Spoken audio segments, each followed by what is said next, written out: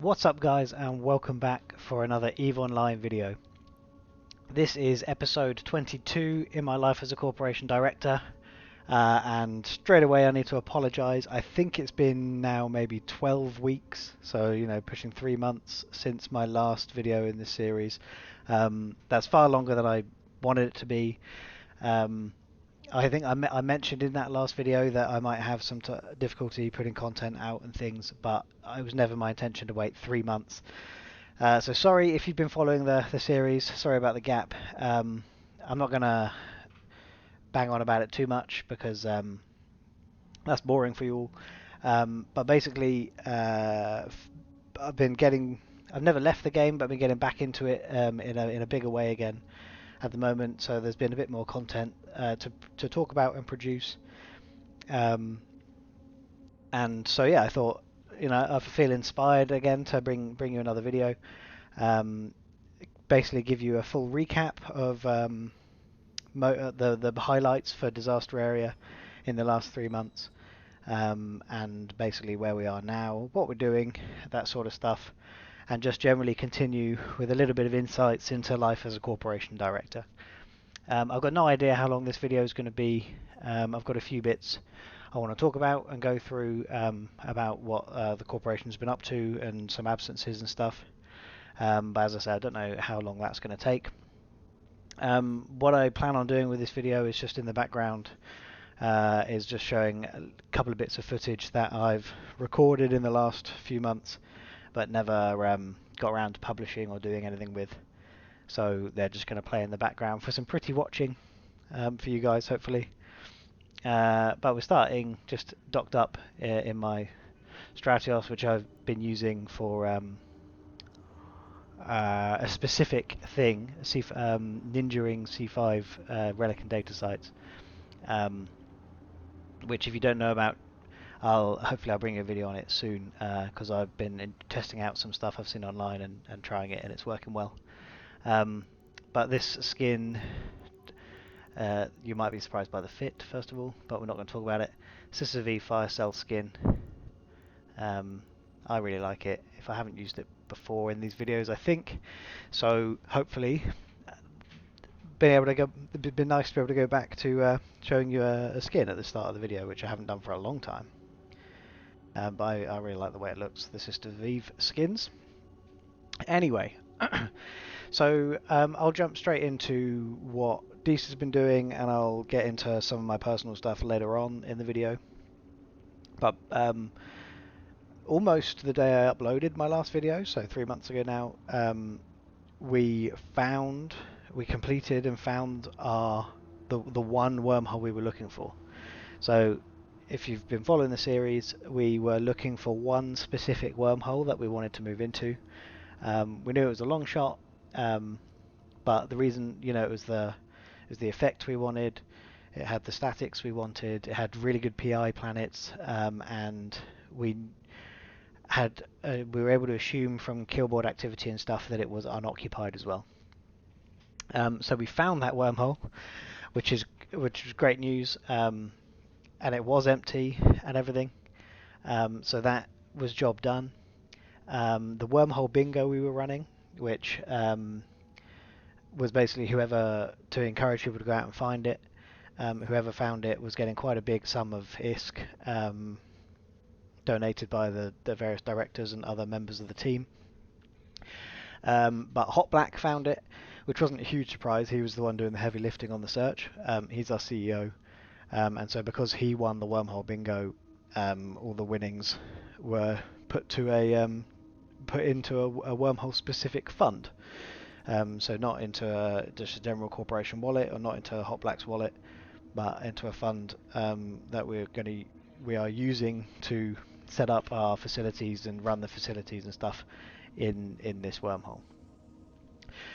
So then we had the big effort of quite quickly moving all of our assets out of the old wormhole.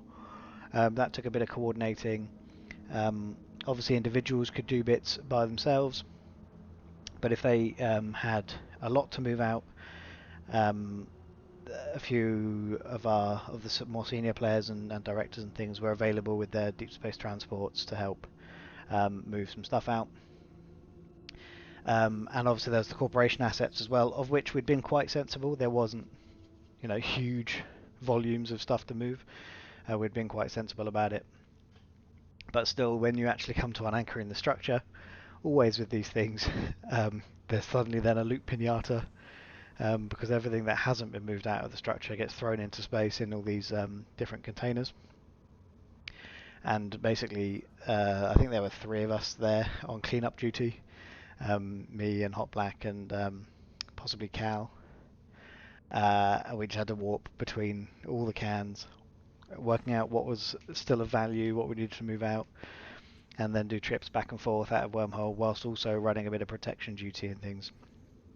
So that was a long night, getting our final assets out of the wormhole and things. And then in parallel, setting up a base of operations in the new wormhole, because it takes a long time to unanchor structures.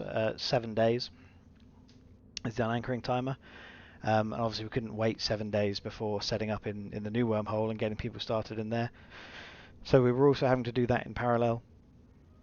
So whilst we were moving assets out of the old wormhole, we were moving different assets into the new one. Hot Black came in and anchored a structure. Again, we had to offer a bit of protection and defense for that. So we were sat around in T3 cruisers and Stratioses and things, just to protect the timers on the structure deployment. And just generally try and organise and getting fuel in, getting the core in, and then just getting a few more assets in so that people could make a good start in the wormhole. So that was good. That was good fun. But then immediately following that, and this coincides with me, my drop in activity as well. We got unfortunate with our timing basically. We've had a bit of a setback in our membership count and activity, particularly at the senior leadership level. So a bunch of our directors and our other senior members, we've all had real life stuff come up at the same time. Most of it positive, most of it good. I got a new job in a new country. Same for our security director. He got a new job also in a new country. And so there's things like that. It was positive stuff, nothing negative in our lives, but it heavily drew our time away from game, but all at the same time. So when that happens, that has a big impact on everyone's activity, right? So if the guys that tend to provide more content to the group are the ones that are inactive, then the group, the individuals will be fine. They'll go and find their own content and they'll be fine. But as a group, the activity would tend to drop off, and that's what happened with us. So, and basically, so I'll just run through a brief list at the top, basically, for those of you that are still interested in how these are progressing. As our security director and HR director were both US based, where we had a much smaller contingent. But their previous jobs and lifestyle meant they could play a fair bit in EU time zones. That changed for both of them, and so at least for the short term, their game time was reduced greatly, especially across the EU time zones. So they let us know that they were gonna they wanted to change groups, and they found a US-based wormhole group. Really good, a really strong, really good wormhole group as well. They're pretty good. I'm not going to name them, but they're worth looking into. They've gone and joined them because it much better suits their playtime and the amount of activity they can commit to the game. But also with the intention of getting some proper wormhole FC training and real experience, so that when they return to their previous, they still intend to what was I saying? Yeah, sorry, they still intend to return to their original activity, those sort of playtimes, and when they do, they want to come back to DISA and hopefully bring with them a bunch of FC experience and stuff. That's the idea. That's the plan. Whether it happens or not, who knows? I fully expect them to go off and absolutely love uh, the new group. Um, so we're not holding our breath, but that's the intention, and that's what we'd obviously love to happen. And our door is always open to those guys. They're brilliant guys to fly with, and we do look forward to the day they can come back and join us. So that was those two. Our primary industry lead, which was me. Um, I also, as I say, got the new job, and basically had to settle into a new style of working and working pattern and things because it's in a different country with a different time zone. And at the moment, I can't get across to join them because of the pandemic. So I'm working on a slightly different pattern, and it is hard work. So I've then found myself less inspired to play Eve, and definitely not in a role of responsibility. I just wanted to chill. For a lot of you guys who play the game, even if you play solo, you'll recognise that Eve, um, from a mental standpoint, it's almost like a second job, right? Like you can really commit yourself to the game and put a lot of yourself into it. And while my previous job wasn't too strenuous, that was okay. I basically did run 2 jobs for a while and loved it. This new job was really stressful and strenuous, and getting up to speed with everything and things, mentally was quite draining. So then the idea of logging into a game and having to provide support and content for others and look at spreadsheets for industry and run out and do things that are just like were also quite mentally draining, just I didn't want to do. So I pulled back on all of that and was basically, when I did log into the game, it was just for fun. So I just went and did my own stuff, which again I'll touch on later in the video. But so our main industry leader stepped back at the same time as our security and HR directors left. We'd also, most of our recruitment team have gone, either just gone AWOL, so we just one day stopped hearing from them. Presumably they've left the game because they're still in the corporation. And hopefully one day they'll come back, but I guess our real life stuff came up and they're not available at the moment.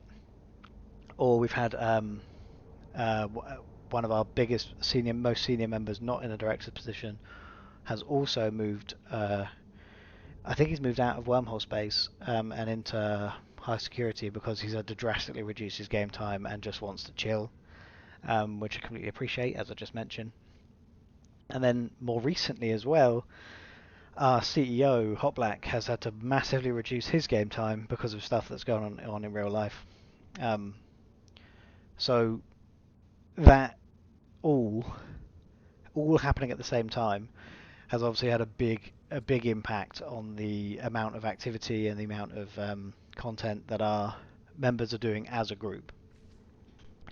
And so the corporation activity has dropped quite significantly, which, to be fair, is expected. In my Eve experience, the summer months tend to be quite slow for Eve. And so not only is it summer, we're also tied into globally a sort of a loosening in the COVID restrictions. So people are going out and enjoying themselves a bit more, and there's a little bit less time for gaming on the most part. And so all that has sort of come to a head, as well as all these leadership absences.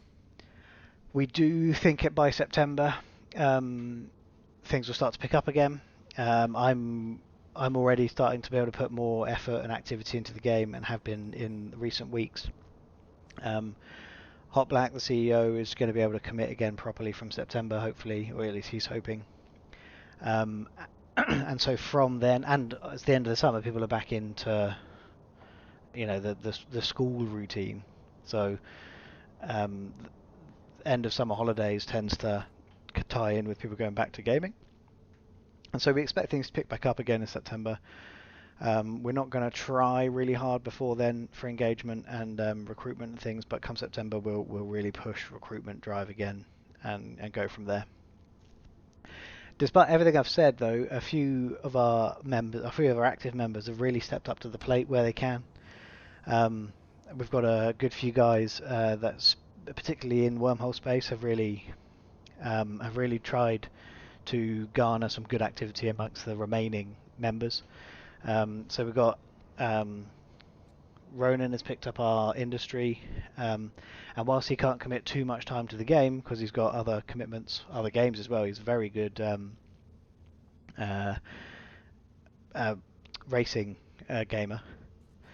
Like it's not F1, but similar type of game. Um, he's picked up our industry and does our spreadsheets and stuff, which is a huge burden. Um, we've got Cal who is backing up some of the industry stuff and is also FC in training. And we also have a guy who has been running Galvarino, who's been taking on some FC work outside of Wormhole Space. So we've been also doing some PvP roams in low sec and stuff, which again I'll touch on in a second. But so he's been running that. So and that's on reduced game time for him as well, and for Cal, to be fair. So everyone has got slightly reduced game time because of the reasons I've mentioned, but they're still really pushing activity where they can. And we've also more recently, I think in the last week, promoted a wormhole security officer as well, Evig. So that's exciting that we're getting a bit of movement again in there. And as I have said, despite all the drop in activity, there still has been some good activity during this period, albeit it's been sort of one thing at a time because we just don't have that many active members at the moment. But basically, in sort of chronological order, once we moved into our new wormhole and we got established, we got a couple of we got our basic structures up, the cheap ones that we could use as a base of operations. There was then quite a lot of excitement around PI, planetary interaction, although it's now called planetary production, I believe. And so as a collective, there was lots of conversation and images being shared about different people's planet setups and advice being handed out and all that kind of stuff. And for a few people, it took up a lot of time because we set up really complex PI production chains and things. Just as an example, I now have I've got 24 planets, which I haven't added to for a long time. But yeah, just in our wormhole, I've got 24 planets set up across 2 accounts or 5 alts. And that takes a bit of managing. At least, and it did at the beginning because I was trying to do it. I was trying to min max it. Now I'm less bothered, but that's just 24. We had a couple of guys that had one had more than 90 planets, and I think Cal has over 80. And that's a ridiculous amount of time setting up PI and new planets, all that repetitive clicking and everything. But when it's running well, like they're pulling in 4 to 5 billion a month from PI. So, there was a lot of work put into that and some good excitement and some quite good engagement about it. Young is the wrong word, but in EVE terms, younger. But our newer members got to learn some good stuff about PI, and even if they didn't want to invest heavy skill points in it, they could do some P1, P2 production that then fed into the bigger PI chains. And basically, because of the changes in industry from a few months ago, with the changes in capital production and stuff, some of the PI value went up a bit, so it became a bit more worthwhile. And we could then, as part of our industry chains, one of the reasons we wanted this system is we can produce all P4 PI materials in this one solar system.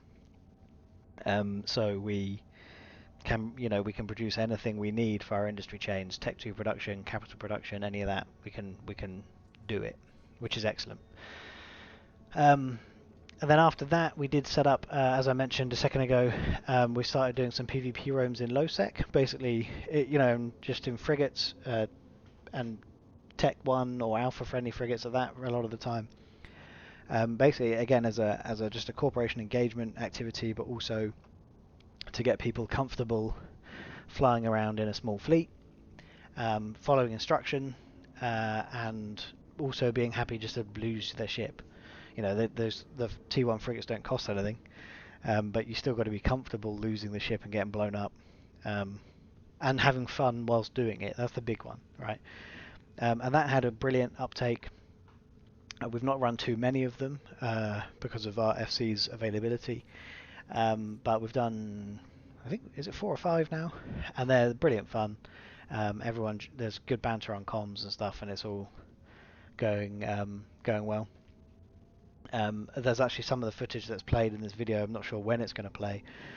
Is from that, and then the other stuff playing in this video is also we've had some good PvP encounters in wormhole space as well, where one of the videos that's been playing in the background, you'll see I'm in a Tengu and there's a bar guest and all sorts knocking about, which we lost. No shame in admitting that we lost it, but we had, again, it was really good fun. Good chance to practice some stuff.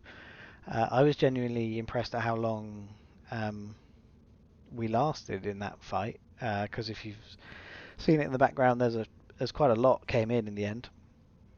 They managed to pull, there was a Loki originally, and then Tengu and an Arazu, and then there were a couple of Hurricanes, a Drake. They ended up bringing quite a lot in. I think even a Vedmak at the end, and it's the Vedmak that really did the damage, with the spool up from their damage type. But again, it was really good fun. And the nice thing about living in a higher class wormhole is you can farm ISK quite nicely. So I flashed the kill mail up and it's a billion ISK Tengu I lost. Whilst I can't make a billion overnight, like, it wasn't a big deal to lose a billion ISK Tengu. I just go get another one, which is really nice. That's not a position I'm used to being in. And so, yeah. What else? And then just generally being in wormhole space, right? So we've been doing some gas huffing en masse, because also with the industry changes, gas has gotten slightly more valuable again. And so that's been really good, especially for our newer members, because you can gas huff with really low skill points. You jump in a venture, put a gas harvester 1 on, you're good to go. And so that, there's virtually no risk as well. That whole thing will cost less than 2 million, I think. So gas huffing is excellent to do, and we've been doing some of that as a group, because either people can go solo, and if they can just go and ninja some wormhole sites, gas sites that's where the rats don't turn up for 20 minutes. So you've got 20 minutes of gas huffing before the sleepers turn up. Or some of us with reasonable PvE ships, depending on the level of the site, we'll just go clear the rats out, and then everyone can go chuck their ventures in, and we clear the gas down in no time at all, and then go find a different one down chain and do the same thing. So that's been good, and also it doesn't really matter what size fleet you are, right? So we've done it as 2s and 3s, and we've also done it as like an 8. So that's all good. As I say, just generally we've had good times. Those of us that have been active and are currently active in the wormhole, we've just been enjoying life in here. Just as an example, there was we had a connected C4 shattered wormhole recently, and that was really good fun. So a shattered wormhole, you can't anchor anything in. So no one can live, in inverted commas, in a shattered wormhole. And a lot of the C4 ones don't have K-space connections. So they're quite low traffic generally, and we just had a great time.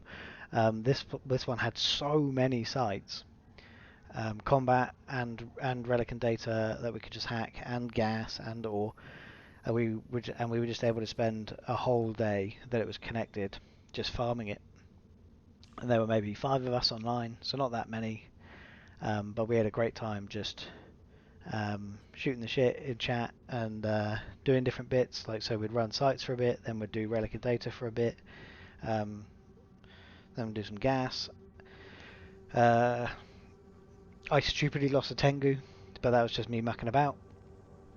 And that was in PvE as well, not PvP.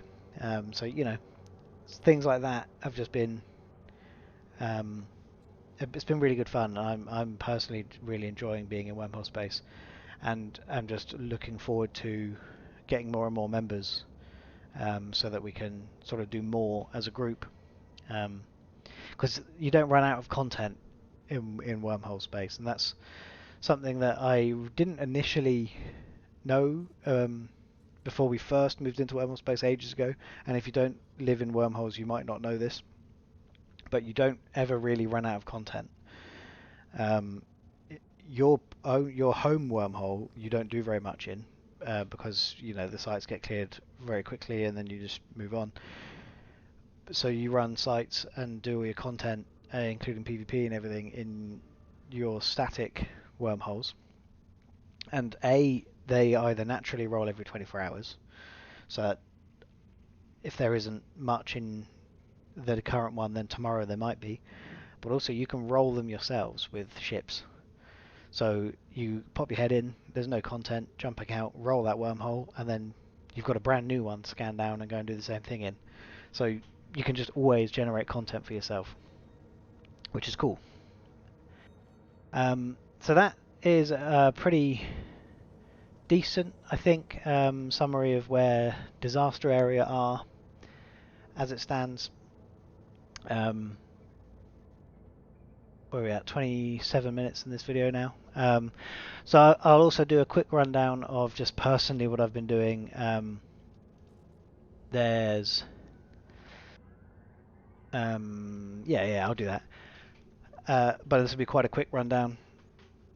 And again, it's been one thing at a time for me as well, because my gaming activity wasn't there, and in chronological order it would kind of reflect how much game time I had at the time, right? So I started with the PI, and that was all I was doing because I didn't have much time. I'd come on for like an hour and a half in the evening, like late at night, and just set up 2 or 3 planets, log off again. Next day come on, set up another 2 or 3 planets, and just did that for a while. And that was all of my gaming for a bit. Then I got back into taking the nesters out and dual boxing some nesters solo. I've got another video on that which you can go and find on my channel somewhere on how you do that. But so running C4 sites in nesters, I got a little bit too comfortable doing that. It was making really nice ISK, so I'd maybe go out twice a week and pull in up about close to 500,000,000 ISK each time. But that I was getting a bit too comfortable, so I was trying stuff out and getting complacent. And so originally I was just running Frontier Barracks and Frontier Command Posts in the C4, and then I decided to try the Sleeper Information Sanctuary, and basically forgot that the Sleepless Safeguard can warp scram, and wasn't paying enough attention, and hadn't seen that I was scrammed. So when my ult started to get a bit low in the armor, and I wasn't 100% sure whether I'd be able to hold tank, I aligned and warped both characters out, forgetting that one of them was scrammed. And if you're in remote rep nesters, that's just a death sentence. So WOD got out, but my ult just then was a sitting duck. You couldn't do anything and died quite quickly. So that was one nester lost, and then also maybe a month after that, again was complacent, and there was a bit of miscommunication actually. I did have a corp mate in the wormhole, and he said something like Astro on scan, which I hadn't seen. But I was like, oh, Astro on scan, okay. Not too worried about an Astro, but I'll get aligned, get in, and just sort of just pay attention, get close to finishing the site. And then he said popping back in a Tengu. So he jumped back into our hole and was supposedly coming back in a Tengu. And so then I saw on D-scan a Tengu and was like, oh, okay. But we've got specific naming conventions on our ships, which you're supposed to do when you live in wormholes and stuff. And it didn't have the correct naming convention. But because he'd said he's popping back in a wormhole, and this was my own complacency. And I also had one sleeper left in the site to finish the site, and then they couldn't warp to me anyway without combat probes. But he said popping back in a Tengu. I saw a Tengu on D-scan, and so I started typing to him, "Is your ship named incorrectly?" instead of warping out. And then that was already then too late. A very well organised group found me. Presumably the Astro was had warped in cloaked and was sat next to me. And yeah, by the time he typed back going like, "No, that's not me. I'm still in the home hole." By then it was too late. A saber landed on me, bubbled my two nesters, and then I was still feeling relatively confident because two nesters is a formidable thing to break that are remote repped, and that's between them they've got something like 1200 DPS. So if it was a small fleet, I wouldn't have been too worried. But then two Macarials, the Tengu, a Tempest, and something else all landed. And I was like, okay. And they got through me pretty slowly, but they got through me without too much hassle. And I lost two more nesters. And since the changes, nesters have gotten quite expensive, so those two nesters combined were nearly 3 billion. I have since replaced them, but I have not taken them out as much, because whilst it's a really good way to farm, I've had my confidence knocked slightly in that process. So, we'll get there. We'll get back out soon. Also, as a couple of the guys in the corporation wanted to start a Tech 3 production line. And I think I was the closest in terms of skills to being able to do the manufacturing. So I've redone my skill queue to get all that manufacturing going. So at the moment I'm doing Caldari Starship Engineering 5, so we can build Tengus. But alongside that, I've been, since I stopped going out of my nesters, I'm now farming materials that are needed for Tech 3 production. So that's obviously salvage from sleepers. You get the yellow loot, which is so when some of our other guys have run sites and stuff, I've then run out in a Noctis and hooved it all up afterwards. But also the relic and data sites in C1 to C3, which you can just do in an Astro or anything. You can just go and hack them, no hassle. But also, I've been trying out I mentioned it at the very start of the video with the Stratios.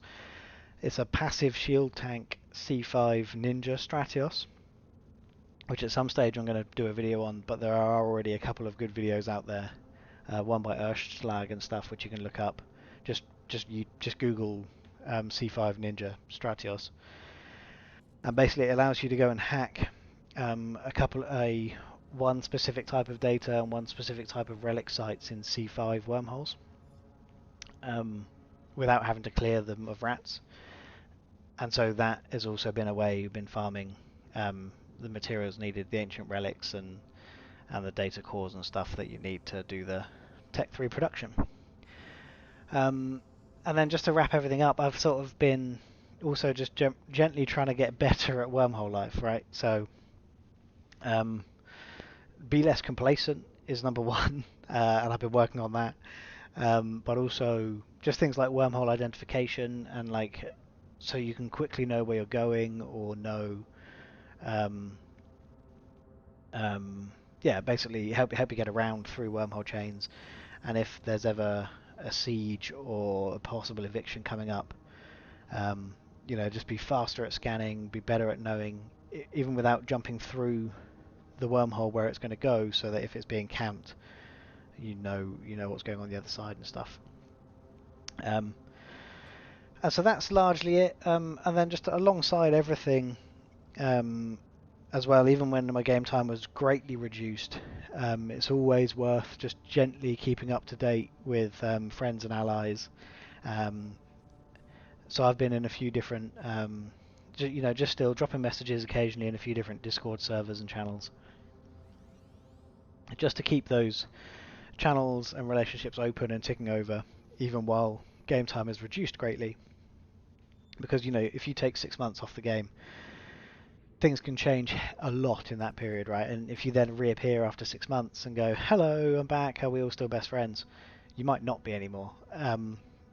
So just by keeping those relationships just gently ticking over, just keeping your name in places, keeping yourself in people's minds, it allows those things to just stay open for when we really start to kickstart our activity again in the future. Um, Just as an example of that is weapons of mass production. You will have heard me mention them a few times before on this channel. They are our good allies. We spent a good bit of time with them in nullsec, helped them out a bit in their first nullsec venture. In recent months, they've been doing some great stuff that I've not been able to take part in because of my reduced game time.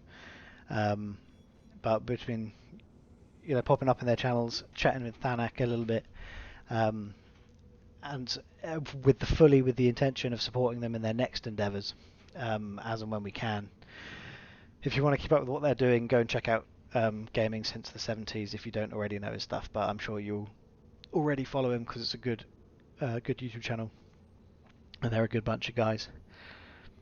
All right, so that I think will do for this current summary.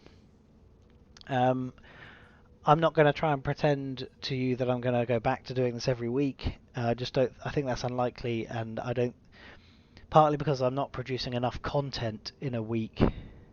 Like, there's not enough going on with our reduced membership and everything to warrant a whole video every week on what life is like as a corporation director.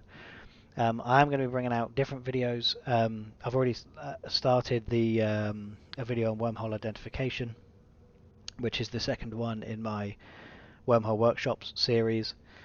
So that will be coming out hopefully this week. I need to finish that off and find the other wormholes and stuff for it. I do want to do the C5 Ninja video as well, basically to bring it up to speed with the current patch, just because of things like the warp course changes. And so there will be more videos, and it's not going to be 3 months until my next one in this series, but it's also not going to be next week. And if anything, that's all the more reason to, if you like these videos and you are interested in where Disaster Area are going and what we're up to, that's more reason to subscribe to the channel and turn the notifications on. Because if it's not coming in like clockwork every Sunday at 7, then you'll need notifications to know when it is coming in. So please do subscribe. If you've enjoyed listening to me chat away and watching some pretty images in the background, please like the video. And I hope you all have a great week, and I will see you all in the next one. Cheers, guys.